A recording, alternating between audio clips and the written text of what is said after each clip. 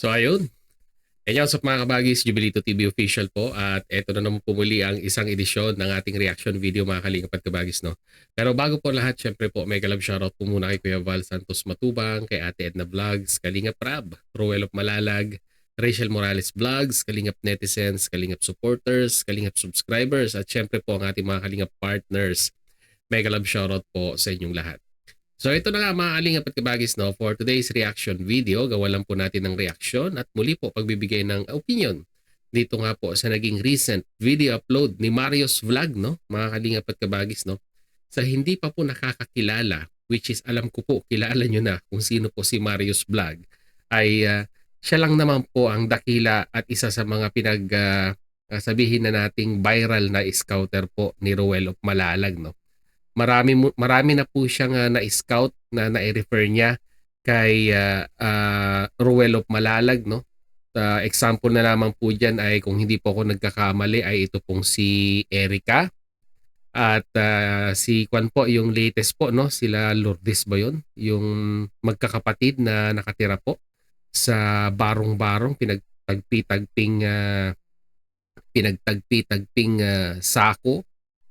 So, ilan lang po yan sa mga na-refer ni Marios Vlog kay Ruel of Malalag. At ngayon naman po ay nakikita naman po natin na maganda na po ang sitwasyon ng kanilang buhay. Itong si Erica ay napabahayan na.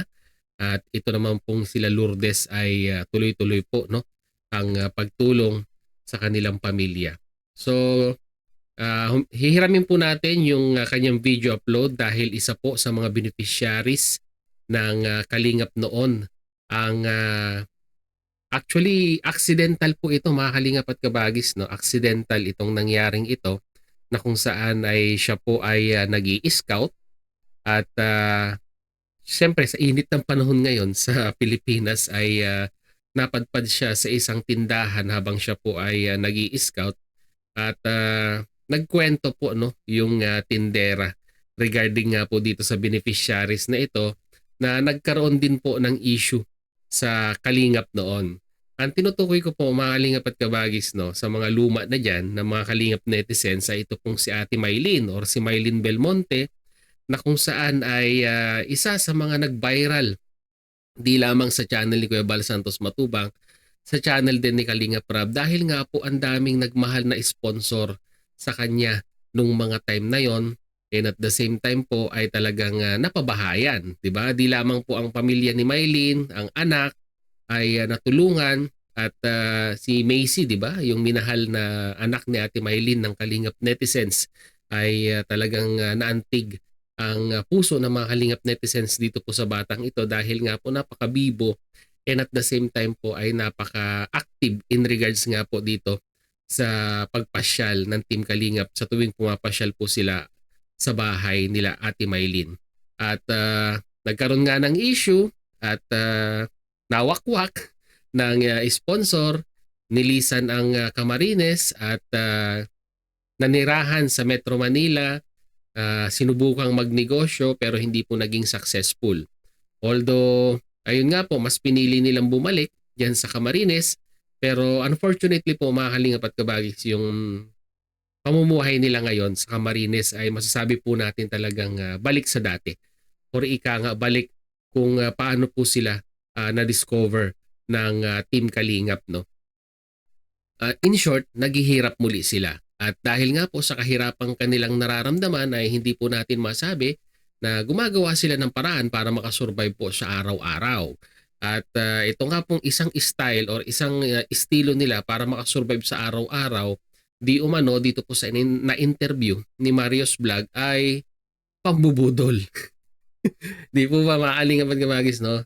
Nakakalungkot mang isipin pero yung po yung nagiging kalakaran ni Ate Mylene ngayon. Na-issue na siya noon nung bumalik siya ng Camarines na kumbaga ay naging manghihilot at manggagamot.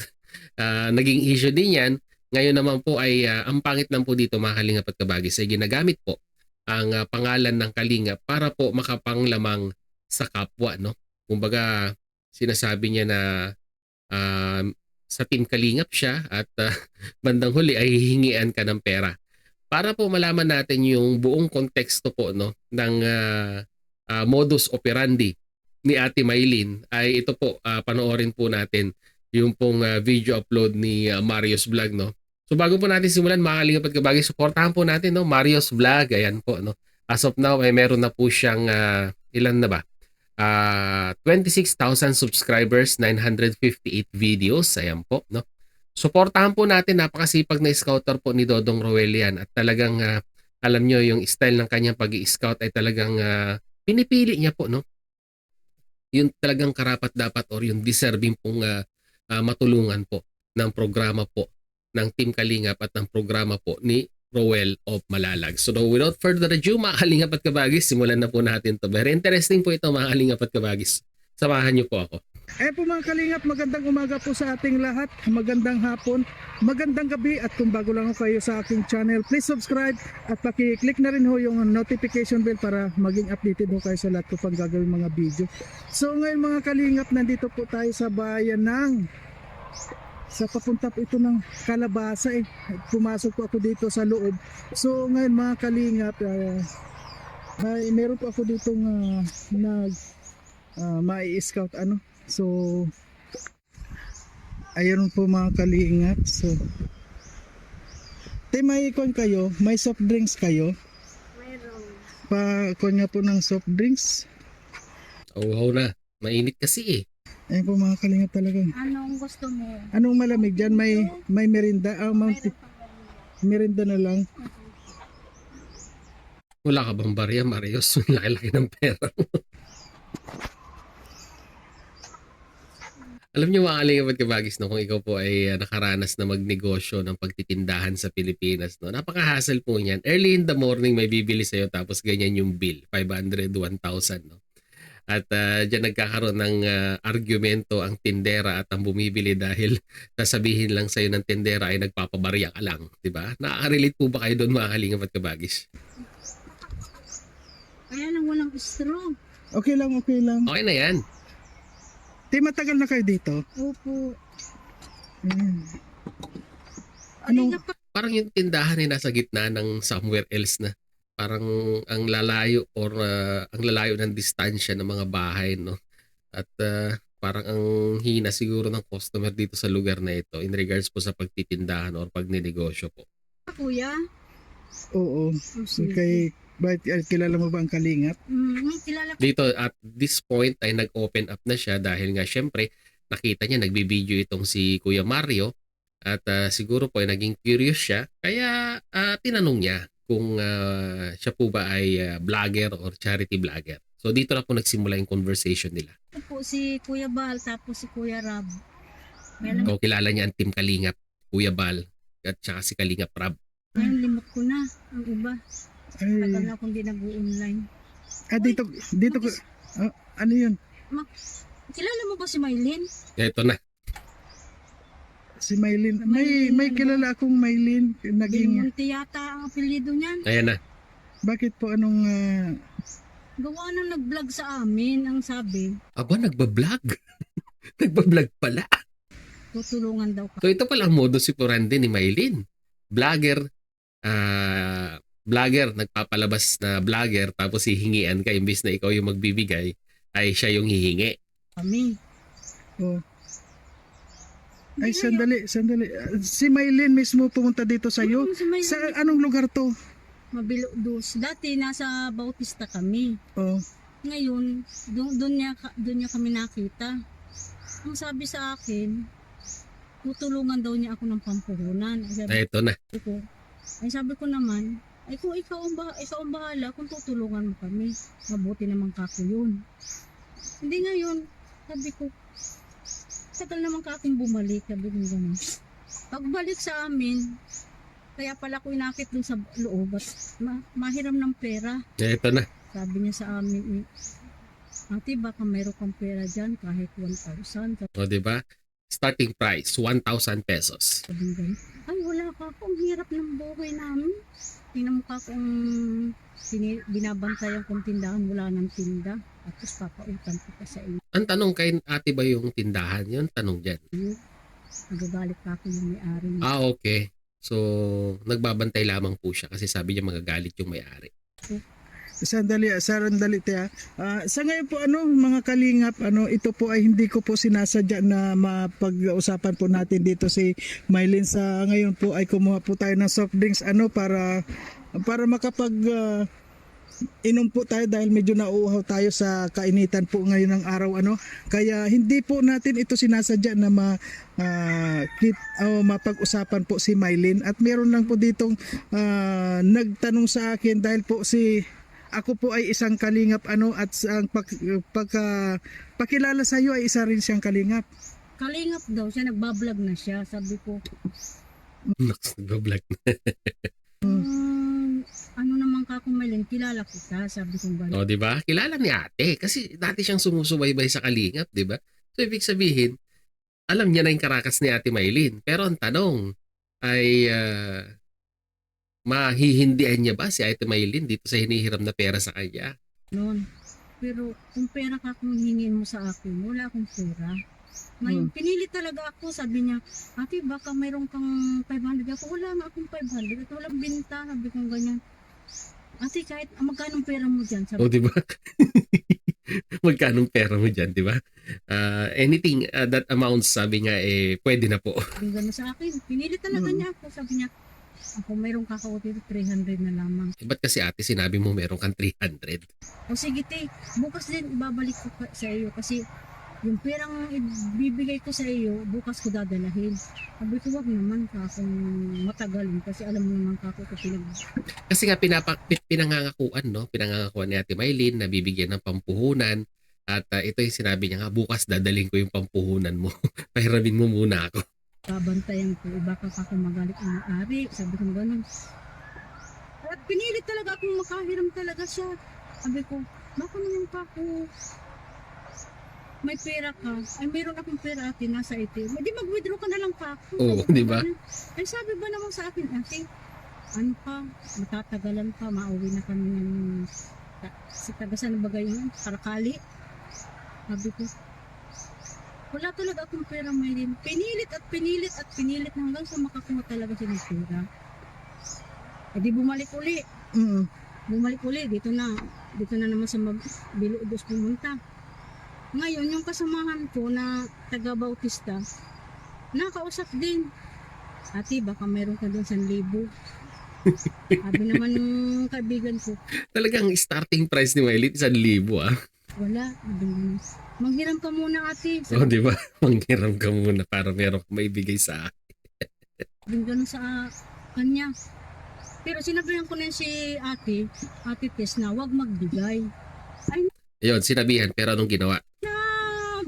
Ano pa rin yan, pinilit at pinilit pa rin yung mga hiraman. Nakita pa ngayon yung pala na di kuryente, kinuha pa, Bakit pinayagang kunin? hiningi daw niya. Sandali. Nagkakakoy. Una ikaw nakunan. Nakuha Tapos din ako, meron kang kasamahan na nakuha din. kinunan pa rin. Pambihira. Bali, ang naibigay yata niya ay, kasi pinapahiram pa siya ng pera para daw maibigay sa kanya at itutuition daw ng anak niya. Una sa akin nagdaing, pangalawang Sino, daw si ako, Mark? sabi ko, Sino magtituition? Si Mark? may pera ka pa nga kako sa akin na nahiram, hindi mo pa nadobalik. Ngayon, hihiram ka uli. Pag nalaman ni Mark to, mapapakamot na lang ng ulo na naman to sa pinaggagawa ng nanay niya. Kaka kung may pera ka, mag-withdraw ka na lang. Sabi ko ganyan. Ay ate, magmamadali kami, ganito, ganyan. Dami niyang rason. Hindi ko wala talaga akong pera. Sabi ko, hirap. Wala akong hanap buhay. Sabi ko ganyan. Ngayon, doon naman kay Ate Tis nga, napasama doon. Doon nga nakakuha. Siguro ewan ko kung magkano nakuha doon. Tinatawagan ko, sabi ko, Mylene, yung kakong nahiram mo naman sa amin, pwede bang pakibalik at kailangan namin, sabi ko ganun. Nagagalit na kako yung kasamahan ko, hindi mo binabalik. At yung kakong kalan, ibalik mo rin. At hinahanap ng anak. Ay ayaw. Sabi nga hindi, binigay yun sa amin, ganun. Sabi nga, kinausap ko ulit si Ate Tess, sabi niya, ate, hindi naman pala kako, binigay mo naman pala. Hindi ko binigay yun, binabawi ko na yun sa kanya. At niloko rin ako, niraman pa ako ng pera. Ngayon, nakita nga namin sa YouTube, ang dami niyang niloko. Ayun lang. Ikaw kasi ate, hindi ka updated eh. Kung updated ka lang sana, di naiwasan yan. Bawat may makita kong vlogger na kasamahan ni Kuya Bal, tinatanong ko, sabi ko, kilala niyo ba kako si Maylin? Maylin ay isa ng institusyon, no? Pagdating sa mga beneficiaries ng Kalingap, although binitawan na, pero ang Maylin ay matatatak sa isipan ng mga Kalingap netizens at mga charity vloggers dahil nga po, syempre po, natulungan po yan ng Team Kalingap. Noon, ilang buwan na, may buwan na ba na nakaraan? Ano na? Kailan pa ba yung pumunta dito? Talagang dito, pumunta dito sa bahay na to. So, ibig sabihin parang mga target ni Maylin, mga tindahan. Ito talaga dito. Tapos niyang nakatayo sila Ate Tess. Dito. Oo. Yung kasamahan ko. Oh. Sabi ko, Vilma, pakisabi naman kay Maylin. Balik na yung kalan tapos yung... Balik mo na yung kalan, Maylin, pambihira. At pinipilit din siya. Sabi nung kaibigan mo. Oh, pinipilit siya Ate Tess na mangutang ka na lang ate. Sabi nga ganun, at ipahira mo sa akin. Sabi nga ganun, kahit tag 500 lang kayo. Ayun naman tao, wala naman din. Nangungutang lang din sila. Tapos hihiram, kung kag ako magpapahiram kaya at ako niloko na. Hiniraman na rin kako ako, sabi ko ganyan. Kaso hanggang ngayon, di naman binabayaran. Minsan nga tinatawagan ko, pag may load ako, tinatawagan ko. So, may contact. May naman, baka naman na... Hanggang ngayon, tinatawagan mo. Oo, minsan, pag may load ako, pag nakaano ko siya, minsan, sasabihin ng anak, ay wala po si mama, ganito, ganyan. Sabi ko, Sino yung sumasagot sabi kaya? naman kay mama mo, yung hiniram pa mo dito sa Bautista, at saka dito sa Mabilo. Pakisabi naman kamo, ibalik at kailangan namin ang pera. Hanggang ngayon, wala talaga. Wala, di na liligaw dito sa amin. Kaya, Ay sabi ko, sana naman may makita akong nagbablog na makausap ko rin at matulungan ako. Sabi ko ganyan. Kahit ba namang kunting halaga na nahiram niya sa amin, parang mahalaga na yun sa amin kasi ang hirap baga ng piso ngayon. Kaya nga. Totoo yan. anong trabaho, ano to sa inyong tindahan ito? Itong kuha na to sa inyong tindahan to? Ito, sa amin na ito, yung sa kabila, binabantayan ko. Ayun. Ay Okay. sabi sa akin, ate baka gusto mo tulungan kita. Sabi ko, ikaw kung tutulungan, mabuti ka kung natulungan mo. Para makatulong din ka ako sa mga pamangkin kong nag-aaral, labi kong ganun sa kanila. Ay, wala naman, hindi naman siya nakatulong. Siya ang humirap pa sa amin ng pera. Bawat pag naisip ko yung ginawa niya, sabi ko, nang-i-scam ka pala, sabi ko ganyan. Pupunta ka kay Kuya Bal, magpapatulong ako na ganito ang ginawa mo sa amin. Dali na. Pumunta dito, ewan ko sino ngayon, limot na ako. Sino ate? Maluwang Grab. pangalan. Sino yung pumunta dito?